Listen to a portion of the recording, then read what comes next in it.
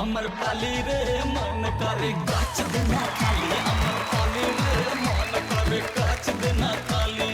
गोरे गोरे गाल जैसे दूधवा के छाली, गोरे गोरे गाल जैसे दूधवा के छाली। अमर पाली रे मन करे काच देना खाली, अमर पाली रे मन करे काच काच काच। हाँ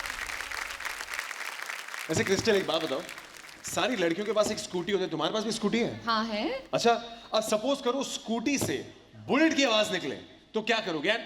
टर्म्स एंड कंडीशंस अप्लाइड यार। कौन से टर्म्स एंड कंडीशंस? बिना किसी खर्चे के। कैसे करेंगे?